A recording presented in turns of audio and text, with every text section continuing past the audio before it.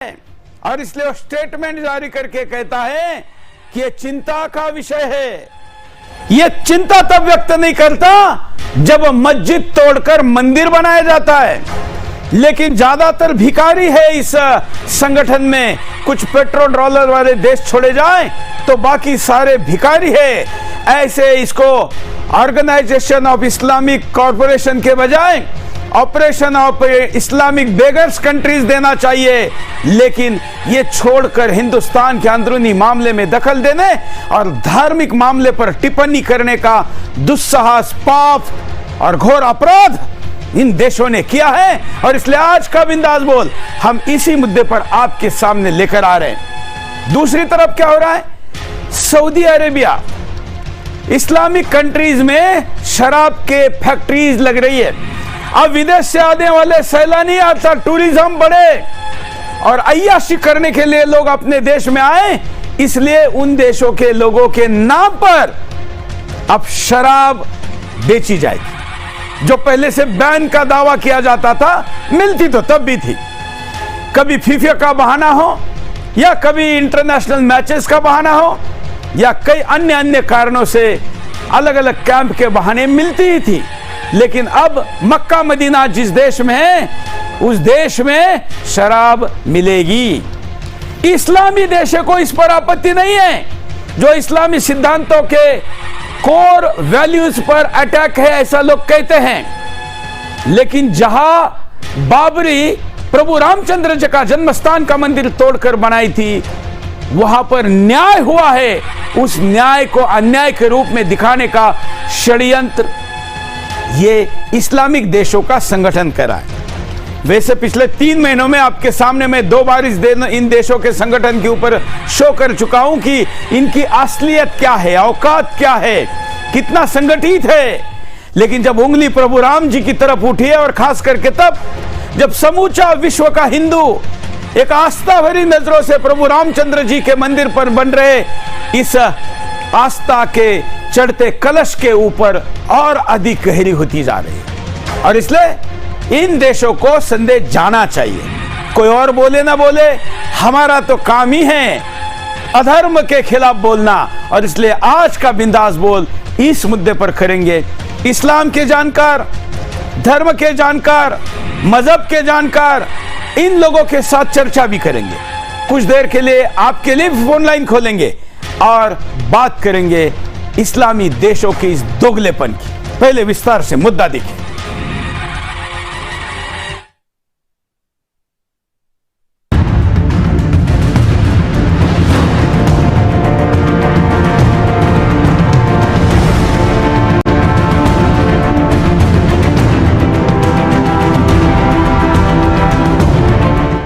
मीठा मीठा गप गप, कड़वा कड़वा थू थू, ये बात 57 मुस्लिम देशों के सबसे बड़े समूह ओआईसी पर बिल्कुल सटीक बैठती है। आप पूछेंगे कैसे? भाई आप ही सोचिए। कुरान की आयतों को पत्थर की लकीर मानने वाले इस्लामिक देशों वाला ये समूह अपने मूल्यों पर तो अड़ियल बनता है, सिद्धांत की बात करता है। 100 करोड़ हिंदू वाले भारत ने जब 500 सालों के बलिदानी संघर्ष और कानूनी लड़ाई लड़कर राम मंदिर निर्माण किया, तो ओआईसी का दिल जलने लगा, बाबरी का दर्द उठ गया। बयान जारी करके राम मंदिर पर गंभीर चिंता व्यक्त कर दी। ओआईसी यानी ऑर्गेनाइजेशन ऑफ इस्लामिक कॉरपोरेशन पूरी दुनिया में इस्लामिक देशों का सबसे बड़ा समूह है। अपने लोगों के विकास और विस्तार में निरंतर तत्पर रहता है। वैचारिक मतभेद भले हों, लेकिन जब भी बात इस्लामिक मूल्यों की आती है तो संगठित होकर दो टूक बात करती है ओआईसी। लेकिन ओआईसी में शामिल एक बड़े मुस्लिम देश ने, संयुक्त अरब अमीरात के एक हालिया फैसले ने उसके दोगलेपन से पर्दा हटा दिया। पैसों की लालच में यूएई ने अपने दीन और ईमान को किनारे कर दिया। कुरान की दलीलें देने वाले मुल्क ने कुरान की आयतों को नहीं माना। मक्का मदीना वाले मुल्क में यूएई ने शराब की भट्टियां खोल दी, जबकि कुरान की आयतें साफ साफ ये कहती हैं कि इस्लाम में शराब हराम है। अब कहाँ गया सिद्धांत, कहाँ गई कुरान की तालीम? इस्लाम क्या नफे नुकसान के चश्मे से देखकर दीनी तालीम का पालन करेगा? दरअसल मक्का की वजह से संयुक्त अरब अमीरात पर्यटन का बहुत बड़ा केंद्र है। टूरिज्म बेस्ड इकोनॉमी को तेजी से बूस्ट करने के लिए जब यूएई रूढ़िवादी सोच से हटकर उदारवादी बनने चला तो ओआईसी मौन है। कभी शराब बंद करने वाले पहले मुल्क में शामिल रहे यूएई में शराब पीने पर कोड़े मारने तक की परंपरा रही है। जेल तक जाना पड़ता था, लेकिन तेल उत्पादन पर निर्भरता कम करने के लिए वैश्विक व्यवस्था के रूप में शराब को कमर्शियलाइज कर चुका है। इसके लिए शराब बनाने वाली कमर्शियल कंपनी को हरी झंडी दे दी गई है, यानी अगले महीने से शराब पीने पर कोड़े मारने वाला देश जमकर शराब पिलाएगा, कुरान की सीख को नजरअंदाज करके माल कमाएगा। सवाल यह है कि सनातन के श्री राम और कुरान के फरमान पर इस्लाम का डबल स्टैंडर्ड क्यों? ओआईसी के 57 देशों को यूएई की इस नाफरमानी पर सांप क्यों सूंघ गया? ये मौन क्यों? जवाब देना पड़ेगा। Bureau report, Sudarshan news.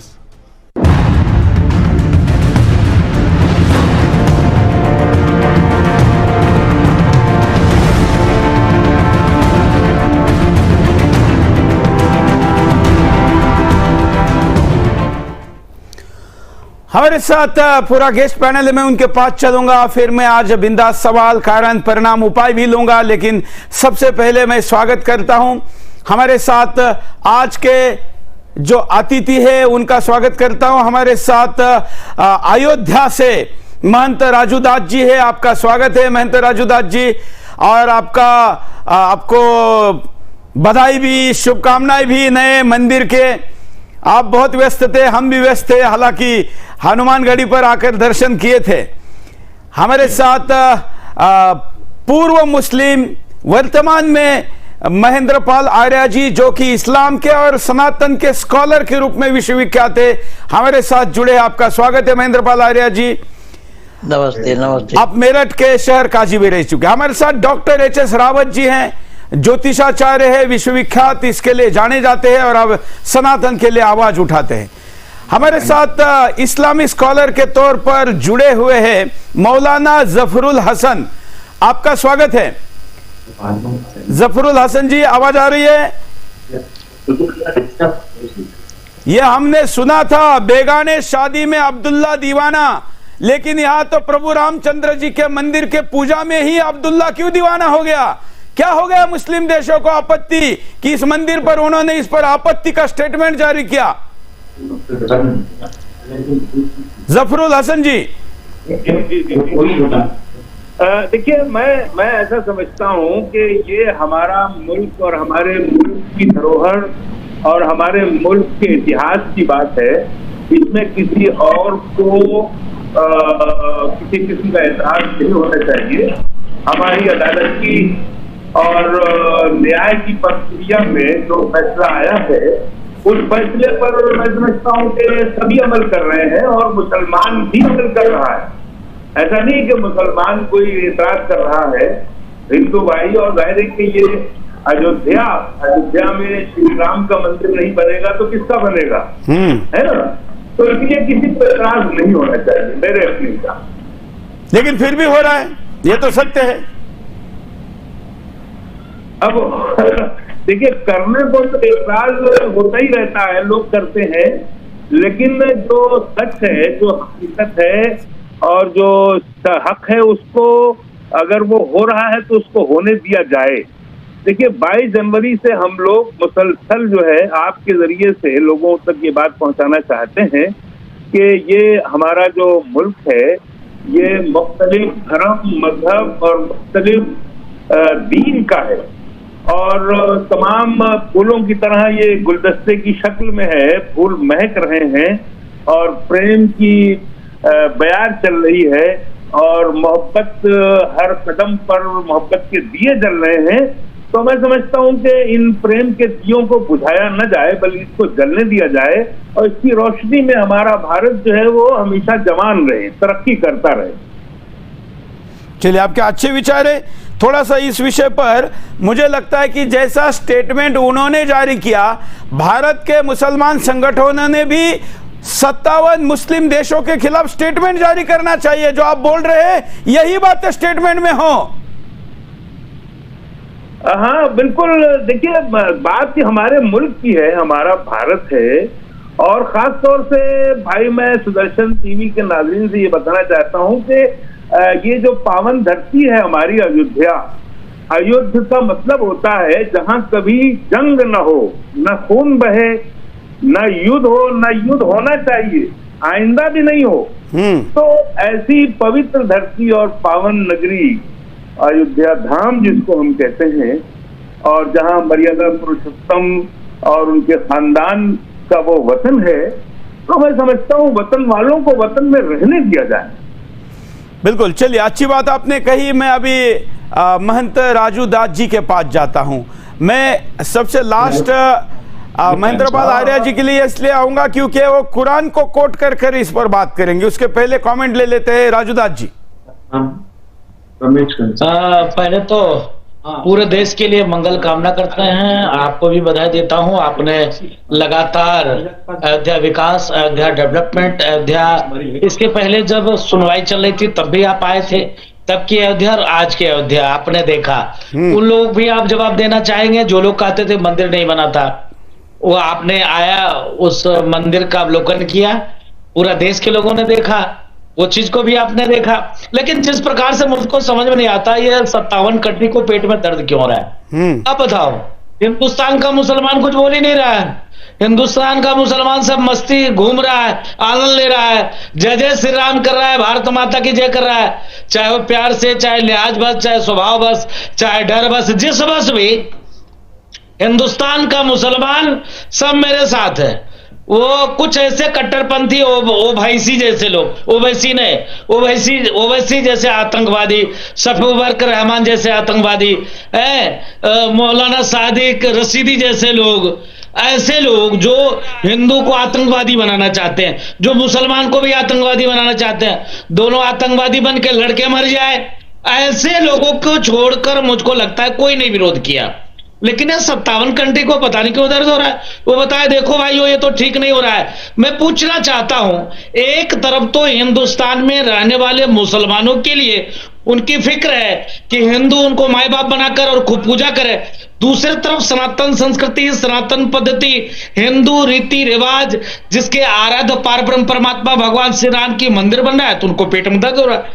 दूसरी तरफ मुसलमानों को यह सलामती चाहते हैं, मुसलमानों को समन्वय चाहते हैं, मुसलमान यहाँ खूब अच्छे तरीके से रहे, ये उनकी इच्छा है। लेकिन हिंदुओं की आस्था की केंद्र भगवान राम, उनकी मंदिर न बने, तो वो ऐसी तो समझ में नहीं आ रहा है। ये शुद्ध रूप से ये आतंकवादी ही है और कुछ नहीं है। ये कभी नहीं चाहते हैं ये लोग बिल्कुल कि मतलब हिंदुस्तान में हिंदू मुस्लिम एक साथ रहे। वो चाहते हैं हिंदुस्तान का सारे मुसलमान उनके जैसे आतंकवादी हो जाए और हिंदुओं को हिंदुस्तान में ना रहने दे। ये इसका मतलब यही हुआ ना, और क्या हुआ आप समझ सकते हो। और इसमें इंटरेस्टिंग बड़ी बात यह है, मैं रावत जी के पास जाऊंगा, कि ये ओवैसी और ओआईसी नाम उच्चारण में एक जैसा, स्पेलिंग भले ही अलग हो, और दोनों का चरित्र, चाल, चेहरा सब कुछ एक जैसा है और दोनों बात भी एक जैसी कर रहे हैं। मैं रावत जी के पास चलता हूं। रावत जी। जी, आदरणीय सुरेश जी, सबसे पहले तो मैं सुदर्शन न्यूज को और आप जैसे निर्भीक पत्रकारों को बहुत बहुत बधाई देता हूं कि अगर आपने ये न ठाना होता तो भगवान राम का मंदिर इतनी शीघ्र न बनता, और जो हिंदुत्व में जागृति आई उसकी देन आपको ही जाती है। दूसरी चीज, इन दोनों विषयों पर मैं बताना चाहता हूं, जो शराब की वहां पर भट्टी लगी है और जो फैक्ट्री लग रही है, उसके लिए मैं बधाई देता हूं, हिंदुस्तान को बधाई देता हूं। इसलिए बधाई देता हूं कि मैं तो कहता हूं वहां 50 भट्टियां और लगे, जितनी लगेंगी, जितनी शराब पिएंगे, उतना ही कम से कम उनकी जो बुद्धि है वो भ्रष्ट होगी, और जो उनकी कुरान में जो आयातें लिखी हैं उनका कहीं ना कहीं विरोध होगा और आपस में ही एक द्वंद्व पैदा होगा। तो इसलिए हमारे यहां भी एक कहावत थी कि भाई जब ये आताताई आए थे तो बड़े बड़े हिंदुओं को जोर जबरदस्ती करके गौ का मांस खिला देते थे उनका धर्म भ्रष्ट करने के लिए। ऐसी यहां पर हजारों लाखों हमारे साथ घटनाएं हुई हैं कि भाई ब्राह्मण को उनका जनेऊ जला दो और उनको गौ का मांस खिला दो, धर्म परिवर्तन करा दो। तो मैं तो चाहता हूं कि वो करें ये काम, क्योंकि कम से कम इनके अंदर वो सब चीजें तो पैदा होगी कि वर्ल्ड के अंदर क्या हो रहा है। दूसरी चीज जो इन्होंने विरोध किया है हमारे मंदिर का, इनके दिमाग में ये था कि हिंदुस्तान को गजवाए हिंद के तहत किसी तरीके से हम सहायता दे दे करके धर्म परिवर्तन करा करके आज नहीं तो कल, नहीं तो जो टारगेट इनको मिले हुए थे गजवाए हिंद के, वो सब धूमिल होते हुए नजर आ रहे हैं। उनको लग रहा है कि जहां जैसे हमने 57 देशों को काबू कर लिया और इस्लाम में कन्वर्ट कर दिया और एक मजबूत जड़ की तरह, बरगद के पेड़ की तरह हिंदुस्तान आज भी खड़ा हुआ है, बल्कि उल्टा वो दोबारा से सनातन धर्म की तरह पूरे वर्ल्ड में फैल रहा है और एक क्रांति की शुरुआत भी कर दी है। इसलिए उन्होंने इस तरह का एक विरोध किया है। 57 देशों को इस बात का खतरा है कि ऐसा ना हो कि जैसे कि ईरान के अंदर लोगों में अब मस्जिदों खाली पड़ी हैं, तुर्की के अंदर 50,000 मस्जिदें खाली पड़ी हैं, वहां का युवा मस्जिदों में जाता नहीं है, अब वो कुरान को पढ़ता नहीं है, नमाज अदा करता नहीं है। तो इन सब चीजों का इफेक्ट 57 देशों पर आदरणीय सुरेश जी आने लगा है। वो अब इस 1445 वर्ष की घुटन से बाहर निकलना चाहते हैं, वो जुआ भी खेलना चाहते हैं, वो कसिनो भी जाना चाहते हैं, वो शराब भी पीना चाहते हैं, वो मॉडर्न कपड़े भी पहनना चाहते हैं, उस लिबास से निकलना चाहते हैं। इसलिए मैं तो कहता हूं भैया खूब पियो और खूब फैक्ट्री लगाओ और खूब मॉडर्न बनो, जिससे कि आप भी अब बदलाव आ जाए। मैं महेंद्रपाल आर्य जी के पास चलता हूं। आर्य जी, भारत पर आपत्ति और शराब, ये दोनों के ऊपर आपकी प्रतिक्रिया मैं चाहूंगा। उसके पहले जो अमिताभ बच्चन के पिताजी है, जिनकी मधुशाला नाम की कविता है, उसमें थोड़ा बदलाव करके मैं कहूंगा कि धर्म ग्रंथ सब जला चुकी है। यह समझना चाहिए, तब लिखा है धर्म ग्रंथ सब जला चुकी है, जिसके अंदर की ज्वाला मदरसा मस्जिद गिरजे सबको तोड़ चुका जो मतवाला, मौलाना मोमिन पादरियों के फंदों को जो काट चुका, कर सकती है आज उसी का स्वागत अरब की मधुशाला। अरे जी हाँ, बहुत बहुत धन्यवाद सभी उपस्थित जनों को। मेरा नमस्ते, और आपको विशेष करके अभिवादन इसलिए करूंगा कि परमपिता परमात्मा की ऐसी अनुकंपा है आप पर कि आप इस राष्ट्र के लिए समर्पित अपने को किया हुआ है, और हमेशा आप चाहते हैं कि इस राष्ट्र को समृद्धिशाली बनाने के लिए क्या क्या योजनाएं हमारी होनी चाहिए।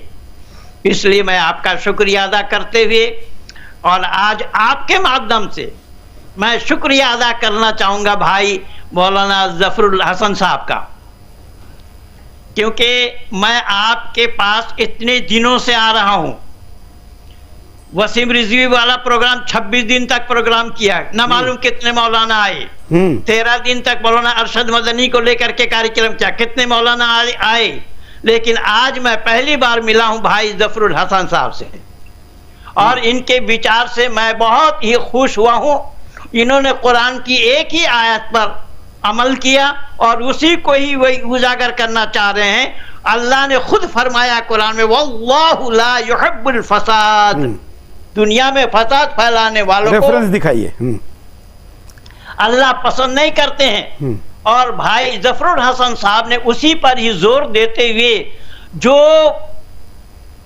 मानव समाज के लिए होना चाहिए, जो मानवता की बातें होनी चाहिए, उस बात को उन्होंने उठाया है और भारतवासियों को, भारत के मुसलमानों को यह संदेशा देना चाहा कि सही अर्थों में जो इस्लाम की मान्यता है, उस इस्लाम की मान्यता के अनुसार जो बातें मानवता के लिए होनी चाहिए उसी पर ही उन्होंने बल दिया है। लेकिन जहां तक अरब देश की बात है, आप कह रहे हैं, दिखा रहे हैं, सुना भी रहे हैं कि अरब देशों ने मिलकर के भारत में राम मंदिर बनने पर उनको आपत्ति जताई है उन्होंने। मैं हैरानी तो इस बात से हो रहा हूं, हैरान इस बात से हो रहा हूं कि उनको अगर आपत्ति जतानी थी तो स्मृति ईरानी अरब में कैसी गई, मदीना मुनव्वरा में कैसी गई, उसको वहां पर आपत्ति जतानी थी। इस्लाम की सामत आ गई है इस्लाम अपने आप में नष्ट होना है, ये जो कुरान के खिलाफ है। कुरान में तो अल्लाह ने मक्का मदीना तक जाने के लिए मना किया काफिरों को। हम और आप बहुत बार चर्चा कर चुके हैं आपके चैनल में। तो जब मक्का जाना मना है, ऐसे ही मदीना मुनव्वरा में स्मृति ईरानी, क्या वो मुसलमान है? और गैर मुस्लिमों को जाना वहां वर्जित है। उस पर इस्लाम वालों को चिंतन करना चाहिए, अरब वालों को चिंतन करना चाहिए था, लेकिन वो छोड़ करके ये लोग दूसरे बात पर अड़े हुए हैं। या अय्युहल्लज़ीना आमनू इन्नमल मुश्रिकूना नजासुम फला यक़रबुल मसाजिदल हराम अब्द आमिन हाज़ा व इन खिफ्तुम आइलतन फसौफ युग़निकुमुल्लाहु मिन फ़ज़लिही इंशाअ इन्नल्लाह अलीमुन हकीम। ये तो अल्लाह खुद कह रहे हैं अपनी कलाम में।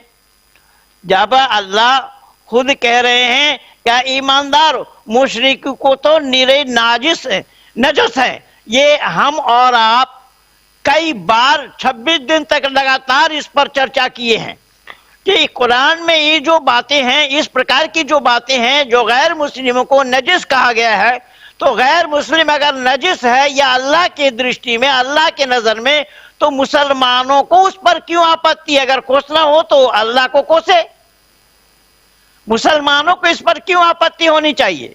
और आप जो ये दिखा रहे हैं कि कुरान में शराब पर बिल्कुल शराब हराम है, शराब कुरान में बिल्कुल हराम है, कतई हराम है।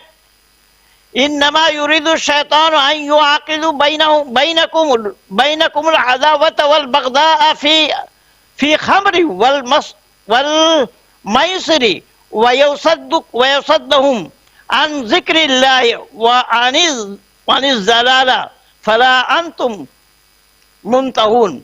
ये शैतान तो यही चाहता है कि शराब तथा जुए द्वारा तुम्हारे बीज वैव तथा द्वेष डाल दे और तुम्हें अल्लाह के स्मरण तथा नमाज से रोक दे। जब यहाँ ये काम शैतान का बताया जा रहा है, अब मैं नहीं कह रहा हूं, आप भी नहीं कह रहे हैं, ये तो कुरान का कहना है। कुरान में सूरा नंबर 5 आयत नंबर 91 में बताया है कि शैतान तुम्हारे अंदर में ये अदावत न डाल दे, शैतान तुम्हें वसवसा ये ना दे दे कि तुम शराब पीने लगो और जुआ खेलने लगो। इससे क्या होगा? तुम अल्लाह की याद से गाफिल हो जाओगे। जब कुरान में अल्लाह ने मना किया है और आगे भी बताया है, या अय्युहल्लज़ीना आमनू इन्नमल खम्रु वल मैसिरु वल अंसाब व अज़लमु रिज्सुम अन मिन अमल शैतान फअज्तनिबू लअल्लकुम तुफ्लिहून। ये 5 का 90 में बताया। ऐ ईमान वालो, बात यही है कि शराब, जुआ, देवधान और फाल निकलने के बारे में सर्वथा गंदे और शैतानी कार्य है। ये शराब पीना शैतानी कार्य है, मैं नहीं कह रहा हूं, आप भी नहीं कह रहे हैं, यहां अल्लाह ने खुद फरमाया है। इसलिए ये शैतानी कार्य है ताकि तुम इससे शामिल ना हो जाओ। आगे और लिखा है कि शराब पीना जायज कहां है? शराब पीना जायज है तो वो जन्नत में जायज है। जन्नत में शराब पिलाए जाएंगे, तो जब जन्नत में शराब पिलाए जाएंगे, वो शराबन तहूरा बताया वहां शराबन तहूरा है। हदाई का अनाबम व कवाइबा तुराबम व कासन दिहाका ला यस्माऊन फीहा लगवन वला किज़्ज़बा व अज़वाजुम फी ज़िलल अला अराइक मुत्तकिऊन लहुम फीहा फाकिहतुम व लहुम मा यदऊन। ये सब जन्नत के लिए है।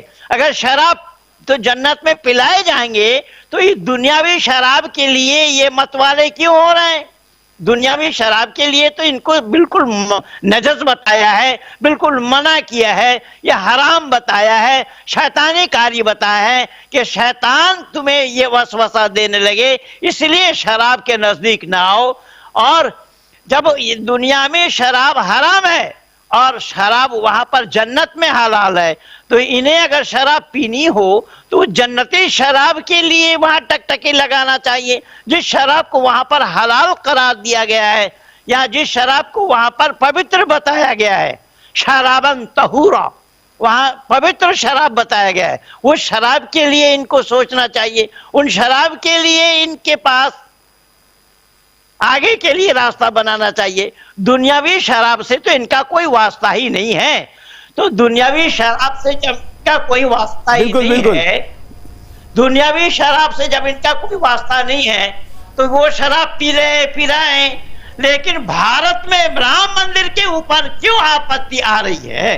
राम मंदिर तो संपूर्ण, मैं आप परसों लिखा था, मर्यादा पुरुषोत्तम राम भारत का नहीं है, संपूर्ण विश्व के मानव मात्र का है। क्योंकि मर्यादा पुरुषोत्तम राम, एक राम को छोड़ करके मर्यादा पुरुषोत्तम के नाम से किसी को पुकारा नहीं गया है।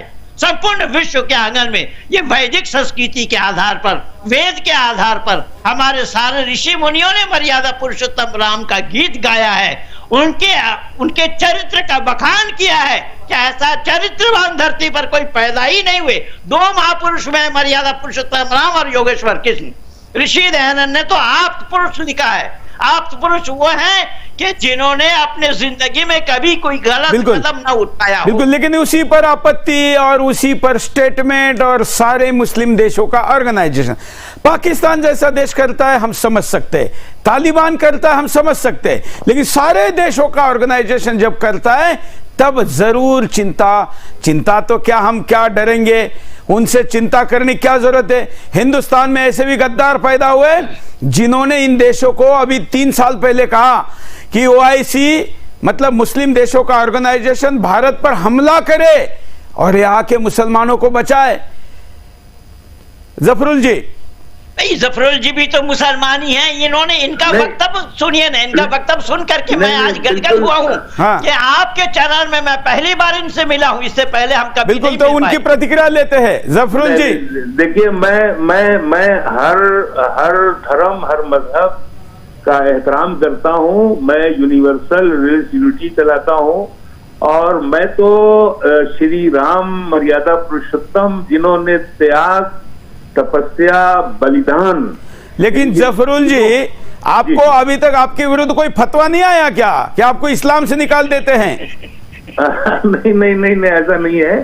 देखिए, फतवे की कोई जो है मेरे ऊपर कोई वार नहीं हो सकता है। हम लोग तो झेलते रहते हैं और बहरहाल ये के, लेकिन जो हकीकत है, जो सच्चाई है, उस सच्चाई को इंसान को कबूल करना चाहिए। मैं ऐसा नजरिया रखता हूँ। और ये हमारा मुल्क भारत है जो कश्मीर से केरल विलायत तक है। इसकी जो प्रॉब्लम है, जो कुछ भी है, वो हमें उसको सॉल्व करने दीजिए। मैं समझता हूँ कि जो लोग इसमें खामखा अपनी उंगलियां उगा रहे हैं, वो अच्छा नहीं है। हमें अपने तौर पर जीना चाहिए और जीने दें। इस मुल्क में प्रेम से हम जी रहे हैं, मोहब्बत से जी रहे हैं, हमको जीने दिया जाए। अच्छा, एक चीज, हेलो, हाँ बोलते रहिए जी। एक चीज मैं अपने ब्रदर से कहूंगा जो अभी बोल रहे थे, पुरानी आयात पढ़ रहे थे। मतलब एक तो ये कि मैं हिंदू को काफिर नहीं समझता हूँ। नंबर एक, मेरा अपना नजरिया है कि हिंदू काफिर नहीं है ना। और शराब का जहां तक सवाल है, वो हर धर्म, हर मजहब, हर दीन, हर मसलक ने इसको अच्छा नहीं कहा है। चाहे वो सनातन धर्म हो, चाहे बुद्धिस्ट धर्म हो, जैन हो, सिख हो, ईसाई हो, यहूदी हो, जोराष्ट्र हो, मुस्लिम हो, इस चीज को किसी ने जो है ये नहीं कहा कि ये एक अच्छी चीज है, इसको किया जाए, है ना। अब ये कि ये यूएई वालों ने अपना बिजनेस के लिए या अपने मतलब जो वो पर्यटक केंद्र बना दिया उन लोगों ने, उसकी खातिर अगर ये कर रहे हैं तो ये बिल्कुल घोर मतलब उल्लंघन कर रहे हैं। देखिए, शराब किसी मजहबों से, शराब का मतलब ये है कि आप उसको पीने के बाद खुद को भूल जा रहे हैं। नहीं, मैं कहता हूं कि किसी ने नहीं पीनी चाहिए, वो तो वर्ज्य है, मुसलमान ने भी नहीं पीनी चाहिए। हम तो दोहरा मापदंड दिखाने के लिए दिखा रहे हैं कि देखो, एक तरफ यहां हमारे अंदर के मंदिर के मुद्दे पर हस्तक्षेप करते हो और अपने देशों में शराब लाते हो। या मैंने कुछ आपके स्क्रीन पर चला रहा हूं, किन देशों में, मुस्लिम देशों में शराब कहने के लिए बैन है, लेकिन विश्व का ऐसा कोई देश नहीं है जहां शराब नहीं मिलती हो। पार्टी के बहाने मिलेगी, कॉन्टेस्ट के बहाने मिलेगी, कंसर्ट के बहाने मिलेगी, या फिर अब नया तरीका पर्यटन के बहाने मिलेगी। ये वो सारे देश हैं जो अभी अभी हमारे से टकराने का कोशिश कर रहा है। हमारा छोटा सा पड़ोसी इस्लामी देश, वो भी अपने आप पर कहता है कि नहीं, यहां इस्लाम लागू है, शराब नहीं बेची जाएगी, लेकिन ये भी कहता है कि आप अगर रिसोर्ट के अंदर शराब पीते हो तो शराब पी सकते हैं। तो इसका मतलब क्या है भाई? क्या अल्लाह को वहां पर दिखता नहीं है? क्यों उसको एक तरीके से अल्लाह के साथ भी बेईमानी कर रहे हो मौलाना जी? कर रहे हैं, बिल्कुल गलत कर रहे हैं मेरे भाई। यानी ये बाकायदा गलती कर रहे हैं और इससे इंतहाई समाज में बहुत गलत असर आएगा। और समाज जो है, मैं अभी इंग्लैंड गया था, इंग्लैंड में मैंने पादरी जी से मुलाकात की। मैंने उनसे कहा, मैंने कहा भाई, शाम को देखता हूं तो लोग शराब के नशे में यहाँ वहां पड़े रहते हैं, तो बोलते हैं। तो बोले, साहब हम तो वाकई हम भी दुखी बहुत हैं। मैंने कहा, समाज जो है, होशो हवास में समाज संवरता है।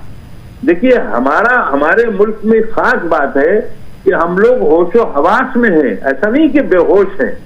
होश के साथ हर चीज को देखते हैं और हर चीज यहाँ अपने मान मर्यादा और वकार, इज्जत, वैल्यूज के साथ। कहाँ की मान मर्यादा? ये तो व्यापारी हो गए हैं। या क्या नहीं मिलता है? मतलब नशे के सारे कारोबार से लेके सब कुछ, शराब शबाब सब मिलता है, बस ये दिखावा है। अपनी राजनीति चमकाने के लिए, भारत के साथ निगोशिएशन पावर बढ़ाने के लिए ये सब कुछ किया जाता है। पाकिस्तान जैसे भिखारी देश को प्रसन्न करने के लिए भी कई बार ये किया जाता है। ये भी यहां पर समझना चाहिए। रावत जी, देखिए, मैं सुरेश जी ये कहना चाहूंगा, ये कोई नई बात नहीं है इनकी। आप देखिए, अफगानिस्तान से अफीम की खेती होती है और हीरोइन, चरस की तस्करी होती है। इस्लाम में तो ये सब चीजें नहीं है। पाकिस्तान में भी होती है और पाकिस्तान के थ्रू दूसरे देशों में भी जाती है। इसका मतलब कहीं ना कहीं सब इन्वॉल्व हैं, सब लिप्त हैं। अगर अपने देश में नहीं है डर की वजह से, तो बाहर लिप्त हैं।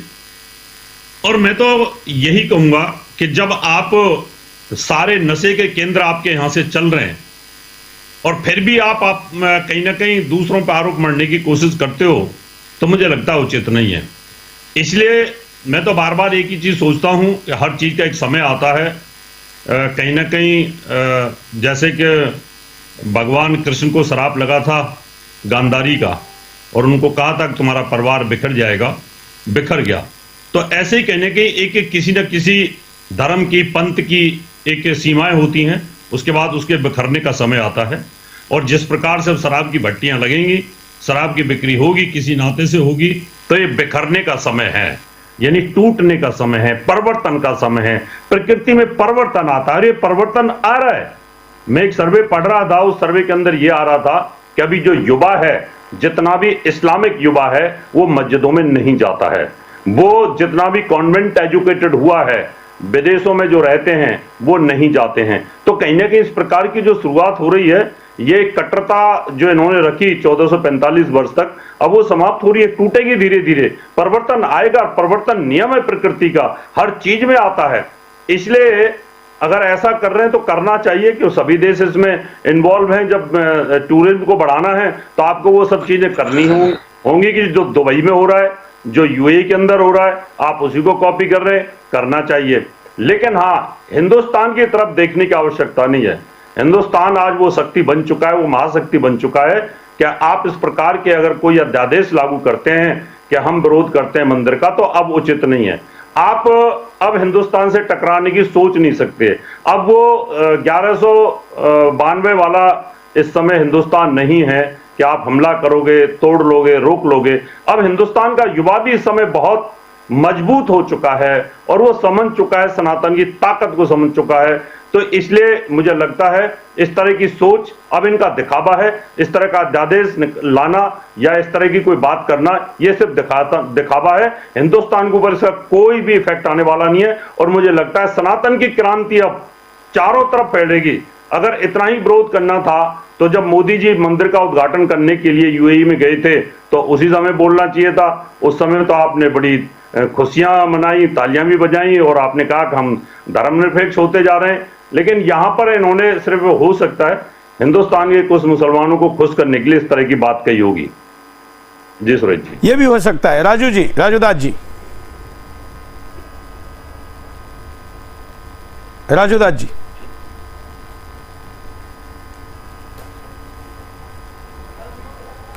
आपने म्यूट किया है, आपका माइक म्यूट किया है राजूदास जी आपने। हाँ हाँ बोलिए।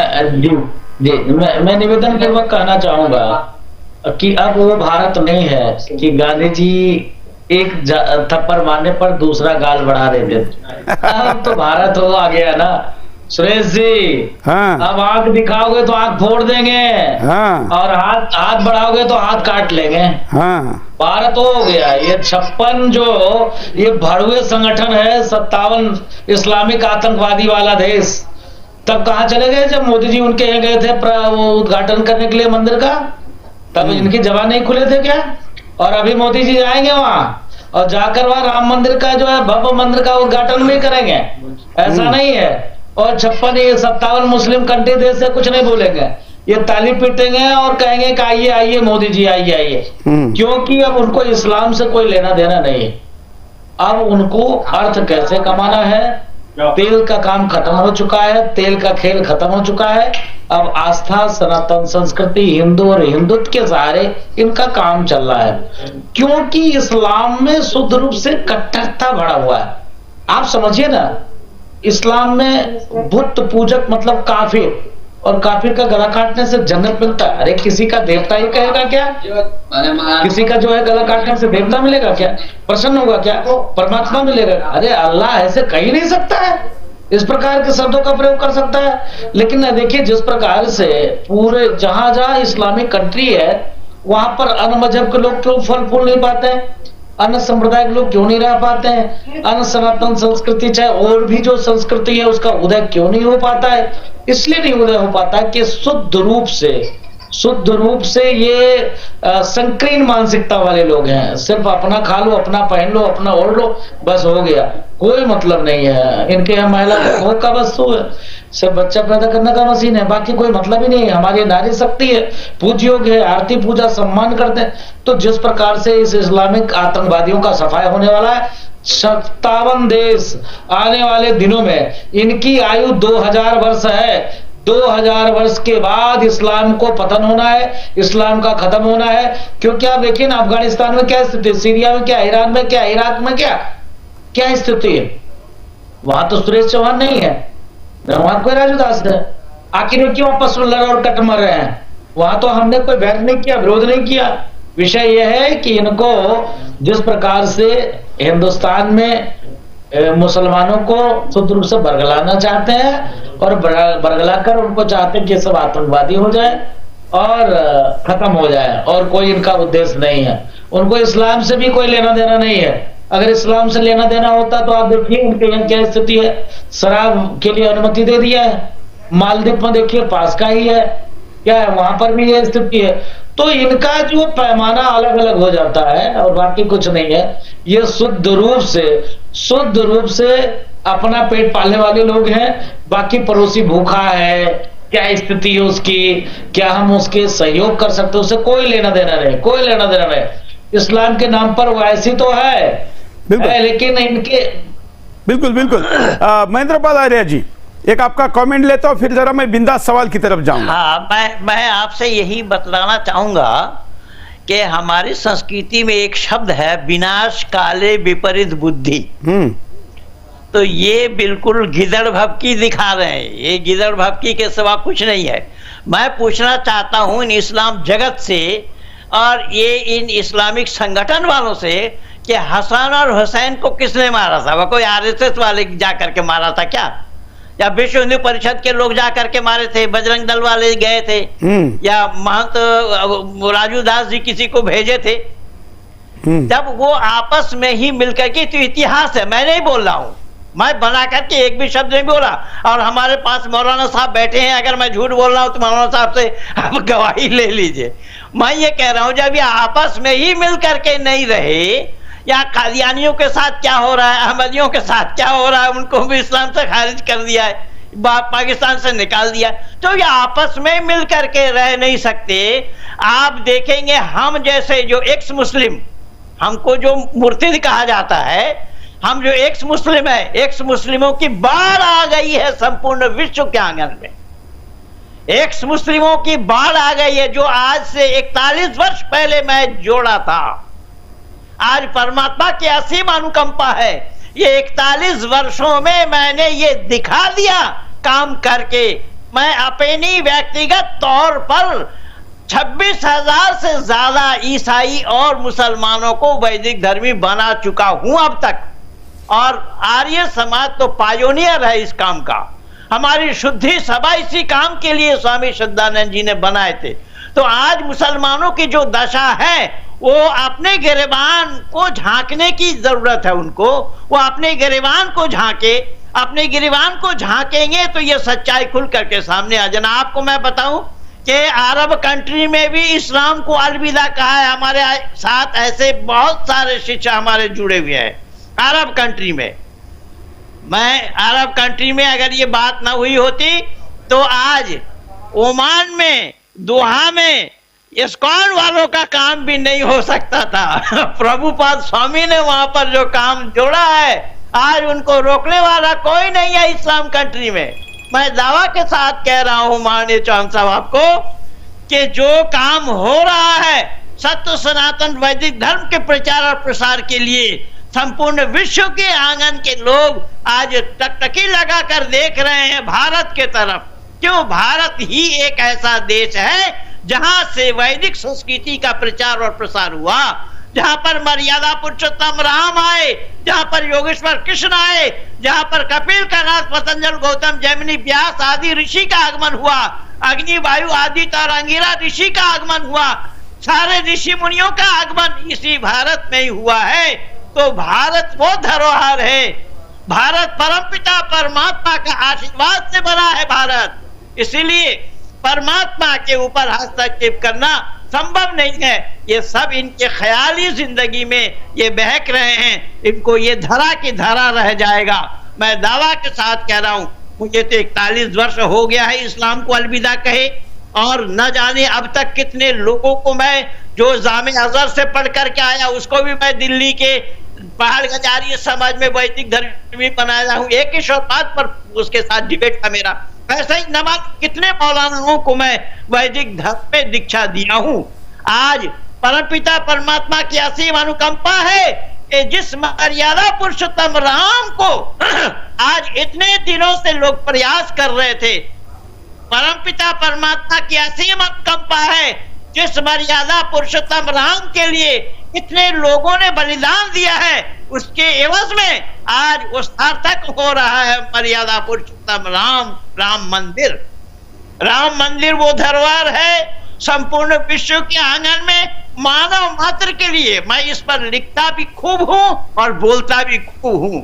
मर्यादा पुरुषोत्तम राम वैदिक संस्कृति से जुड़े हुए हैं। राम को आर्य पुत्र कहा गया है, इसलिए ये देश आर्यवर्त है।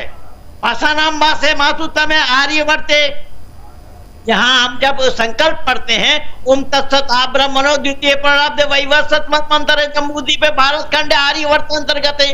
फिर मासानाम मासे उमुक मास के मुक्त नक्षत्र को मुक्ति तो आदि आदि। तो आर्यवर्त है, ये आर्यवर्त राम का है, राममय हो जाएगा।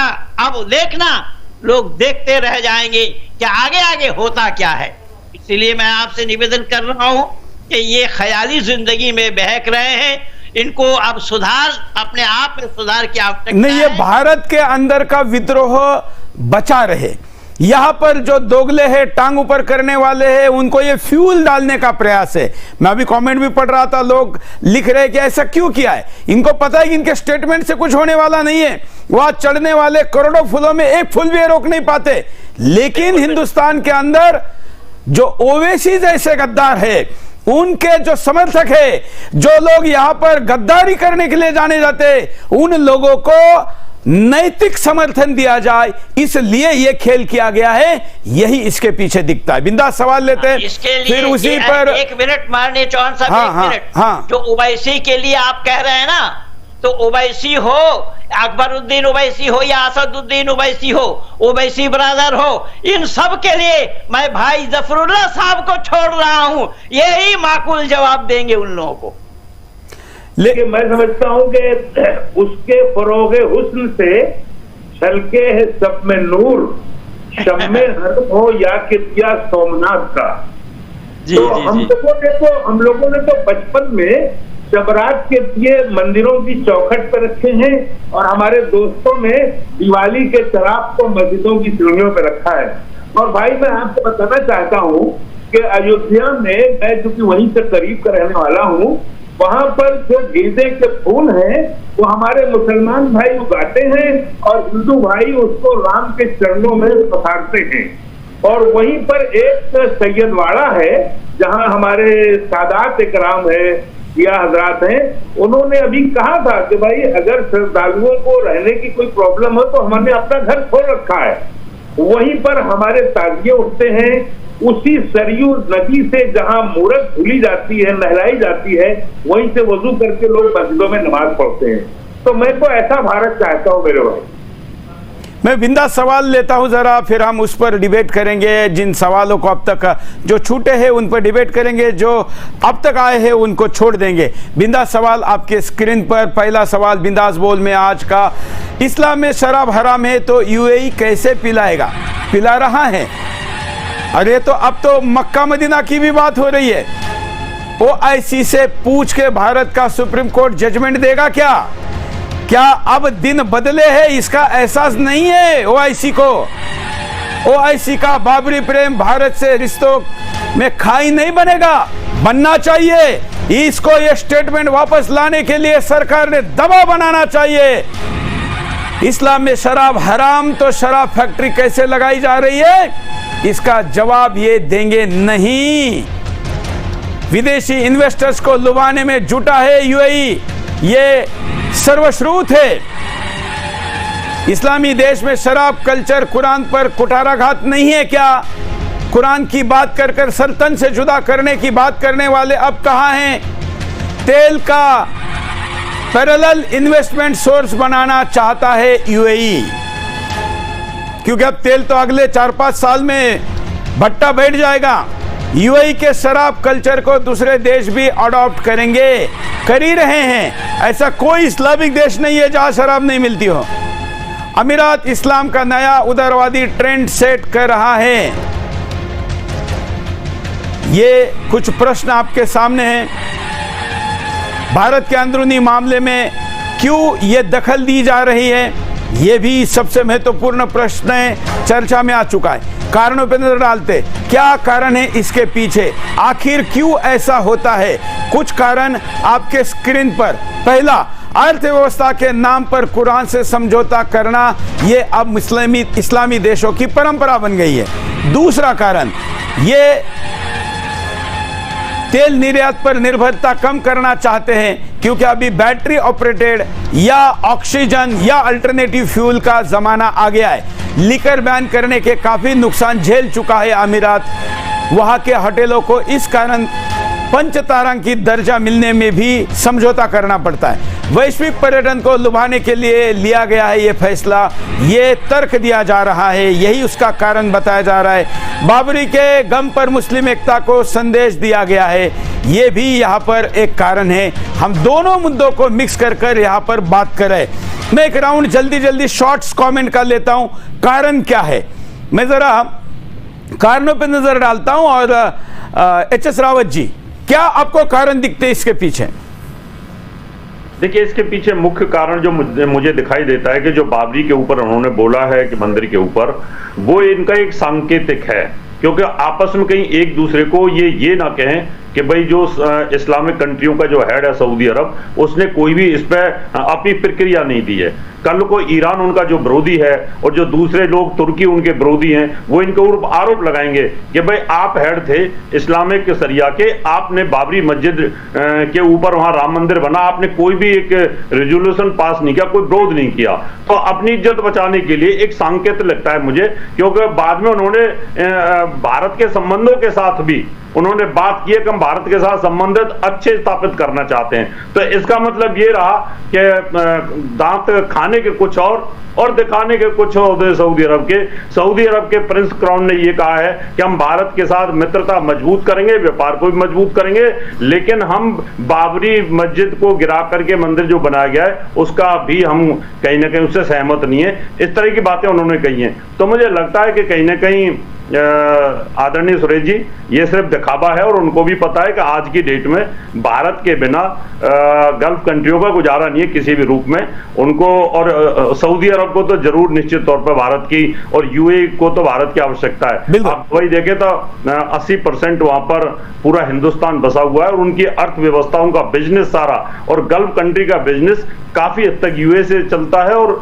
उन सबको इसमें कहीं ना कहीं भारत की बहुत जरूरत है। बिल्कुल। और अभी अंतर्राष्ट्रीय समूह, अंतर्राष्ट्रीय सिनेरियो कैसे बदला है देखिए। अभी इजराइल को श्रमिक चाहिए, तो वो किसी इस्लामी देश के पास नहीं गया, उसने भारत में आकर उन राज्यों को संपर्क किया जहां से एश्योर्ड अच्छे लोग मिलेंगे। तो जो गरीब मुस्लिम देश है, उन देशों के अंदर के श्रमिकों के क्या हाल होंगे, ये उनके कारनामे अब उनको भी भारी पड़ेंगे, ये भी यहां पर समझना चाहिए। फ्रांस को लोग चाहिए, जर्मनी को चाहिए, और भारत के ह्यूमन रिसोर्सेस को अप्रोच करना चाहते हैं, क्योंकि वो शालीन है, वहां पर जाकर अपराध नहीं करते, जहां जाते वहां के कानून को फॉलो करते हैं। ये भी इसके पीछे समझना चाहिए कि जो मुसलमान चुप रहकर इनके ऐसे कारनामों पर चुप्पी साध कर मौन रहता है, उसका निजी नुकसान भी होता है, ये भी यहां पर समझना जरूरी है। कारणों पर बात करें राजू दास जी। कारण देखिए, शुद्ध रूप से कारण एक ही है और कोई कारण नहीं। वो शुद्ध रूप से वो चाहते हैं कि मुसलमानों का दादा हम बने रहे और काम भी मेरा चलता रहे, और कोई कारण नहीं है। शुद्ध रूप से भारत के बिना इनका काम नहीं चल रहा है। और मोदी जी की जो नीति है, कूटनीति है, विदेश नीति है, उस पर पूरा विश्व निर्भर कर रहा है इस समय। पूरे विश्व सनातन की ओर निगाहें टिकटिकी लगाकर बैठा हुआ है, सनातन से ही बेड़ा पार होनी। और भारत अब जागरूक हो चुका है, और भारत में अभी एच रावल साहब कह रहे कि मस्जिद तोड़कर मंदिर, एक बात पर मैं आपत्ति करूंगा उनके बात पर। हम मस्जिद किसी तोड़कर मंदिर नहीं बना रहे हैं, हम शुद्ध रूप से सनातन संस्कृति को मानने वाले हैं। और इस्लामिक आक्रांता बाबर ने मंदिर तोड़ा था, मस्जिद बनाया था। मैं अपना मंदिर का पुनर्निर्माण करा, पुनः मैं कहता हूँ अब 3 नहीं, अब लेंगे 30,000। पूरे हिंदुस्तान में नहीं बचेगा कोई भी, एक भी इस्लामिक आक्रांता आक्रमणकारी का कोई भी मजार। मैं पूरे हिंदुस्तान की बात करता हूँ, अब 3 नहीं। अयोध्या तो जाके मथुरा काशी बाकी, नारा पुराना हो गया। अब 3 नहीं लेंगे 30,000। पूरे हिंदुस्तान में नहीं बचेगा किसी भी आक्रांता और आक्रमणकारी का एक भी मजार। ये नारा, ये विषय, और मुस्लिम जगत के लोग भी जानते हैं कि भारत अब समर्थवान हो गया है। भारत का जो नेता है वो दृढ़ इच्छा शक्ति वाला नेता है। वो जब चाहे, जैसे चाहे पाकिस्तान में घुस के मार सकता है, अदर कंट्री को वो दशा और दिशा भी दे सकता है। और विश्व के मानचित्र पर भारत जिस प्रकार से न तो किसी की सहायता है, न किसी की दबाव किसी के ऊपर आने देता है, बिल्कुल, इस पर भी भारत अच्छे से हस्तक्षेप करता है। तो ये बहुत अच्छी और नीति। बिल्कुल। महेंद्रपाल आर्य जी, कारण?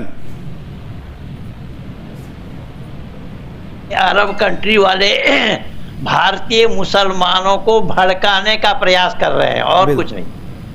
यहाँ की चिंगारी जारी रहे। हाँ बिल्कुल, वो चिंगारी लगाना चाह रहे हैं। लेकिन भाई जफरुल इस्लाम जैसे मौलाना साहब के रहते और ऐसे विचारधारा वालों के रहते हुए ये भारत में अपना दाल नहीं गला पाएंगे, और भारत के लोग संपूर्ण दुनिया में अपनी दाल गला रहे हैं। इसका मतलब यह है कि भारत के लोग राम के वंशज हैं और राम की स्तुति करते हैं। इसीलिए मर्यादा पुरुषोत्तम राम की मर्यादा को सामने रखते हुए जहां कहीं भी किसी भी देश में ये जाते हैं तो विश्वास के साथ वहां पर अपना समय पास करते हैं, अपना नौकरी करते हैं विश्वास के साथ। इन पर अविश्वास अब तक नहीं आया। भारत का ये चरित्र है और ये चरित्र मर्यादा पुरुषोत्तम राम से भारतवासियों को मिला हुआ है। कारण जितना भी बनाए, जितना भी दिखाए, जितना जो कुछ भी बोले, ये बौखला गए हैं। भारत के इस राम मंदिर के निर्माण से ये बौखला गए हैं। इनके अंदर परिणाम पे नजर डालते हैं। हो गई। अरे जी, हम परिणाम पे नजर डालते हैं कि ऐसा होने का क्या परिणाम होगा। दोनों घटनाओं के परिणाम, पहला राम मंदिर के विरोध से ओआईसी का अपना ही नुकसान होगा। उन देशों के अंदर के लोग भी सोशल मीडिया पर अपनी अभिव्यक्ति दे रहे हैं। हिंदू आस्था पर आपत्ति उसे अलग थलग कर देगी, या अलग थलग तो है ही, लेकिन और ज्यादा ये दूर हो जाएंगे। बाबरी की सहानुभूति शरणार्थियों से बैर का कारण बनेगी।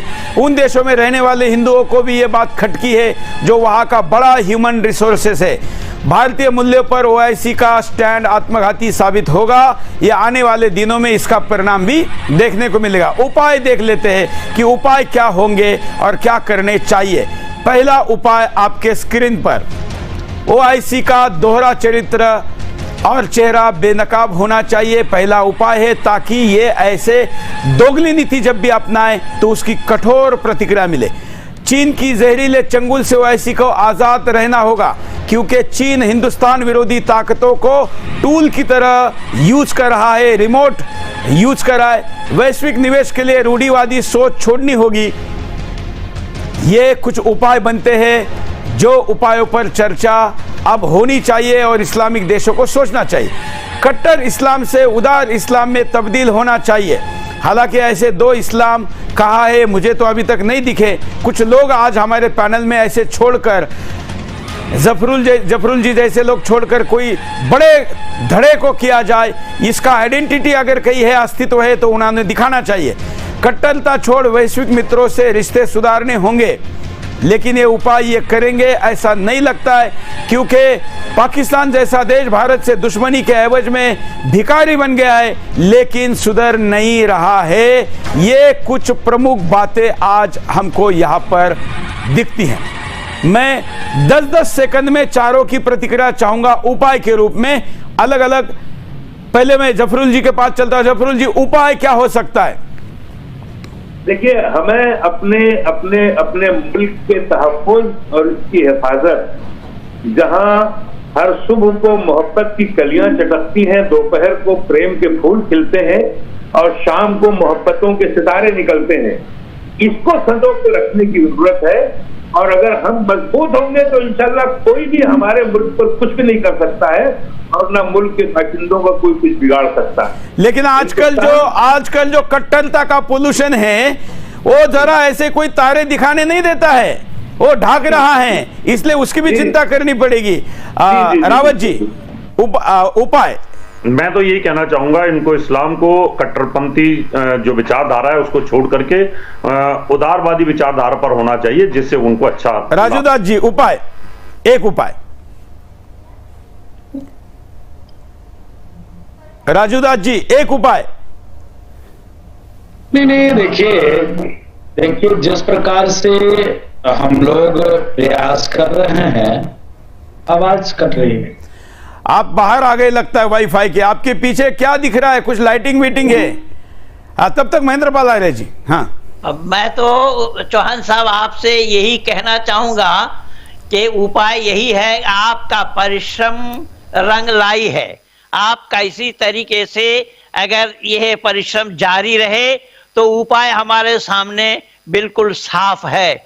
और इस्लाम को जो दो नजरिया से देखते हैं, बताते हैं, इस्लाम का नजरिया दो नहीं है, इस्लाम का नजरिया एक ही है।